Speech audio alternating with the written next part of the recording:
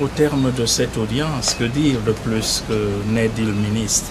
Sinon, nos remerciements une fois de plus à l'endroit du gouvernement de la République du Cameroun qui a mis tant en œuvre pour faire vivre cette institution.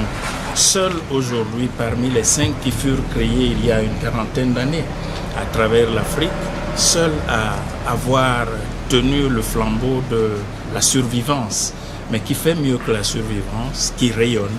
Et cela, nous devons nous incliner devant l'engagement du Cameroun, du président de la République du Cameroun, qui, au moment le plus difficile de la vie de cette institution, a instruit et consenti des sacrifices énormes pour que l'institution revive, soit relancée et prenne la mesure des enjeux de notre temps qui sont évidemment des enjeux d'émergence et de développement durable.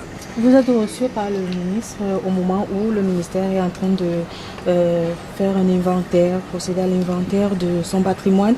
Quelle est la contribution du Cerf d'Otola dans ce processus? Le Cerf d'Otola est une institution de patrimoine, de par sa nature, n'est-ce pas, et de par ses missions et son mandat. Le Cerf d'Otola est évidemment, à ce titre-là, une vitrine pour la politique culturelle des pays, de ces pays membres. En l'occurrence, donc, est en tête de ces pays-là, le Cameroun. Et à ce titre-là, le Cerf d'Otola ne peut que se déployer en tant que partenaire, n'est-ce pas, partenaire outillé dans la mise en œuvre des méthodologies notamment, n'est-ce pas, et des instruments à sa disposition pour soutenir l'action concrète d'inventaire du patrimoine, la collecte des données, la validation des mécanismes et des approches, n'est-ce pas, mises en œuvre.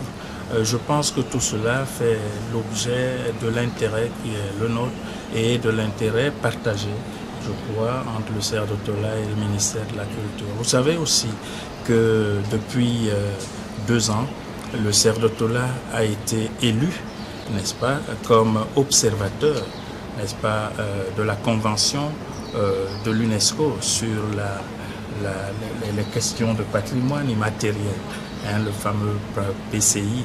Et à ce titre-là, donc, c'est tout à la fois le prestige international, la qualité et j'allais dire la compétence reconnue à notre institution qui sont déployables, mobilisables au service de l'initiative heureuse que Monsieur le ministre a engagée et à laquelle il a bien voulu associer le Cerf d'Otola dès le départ. Minister, just a word. Okay. What brings you to the Ministry of Arts and Culture? I'm happy to say that I have just been received in audience by His Excellency the Minister of Arts and Culture, Professor Mwele Kombi, and we have been talking about the coming celebration of the 40th anniversary of Cerf d'Otola.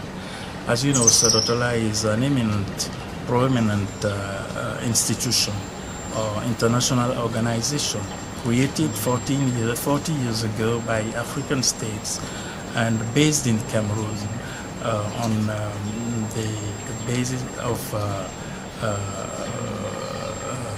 treaty with Cameroonian government, you know. And we have been working hard to put in place a strategy for all African people, all African states to use their heritage, cultural heritage and languages as a source and a resource for their development and for the building of their strategies for an African human being considered or reconsidered in the history and the destiny of humanity in general. So we have been happy to share with Mr. Minister here present, the ambitions which are those of Saadatola, and we took this opportunity to say thanks to the government of Cameroon through him, which the government which has been supporting and financing and I can say developing the project of Saadatola 40 years long, or during the past 40 years. So this is the opportunity for me to say that we are going towards a celebration, and we need the Minister of Culture to be involved, fully involved, and in the project, so that the celebration be a success, not only for Cameroon, not only for Africa, but for African man and human beings in the whole world. Thank you. Thank you very much. Okay.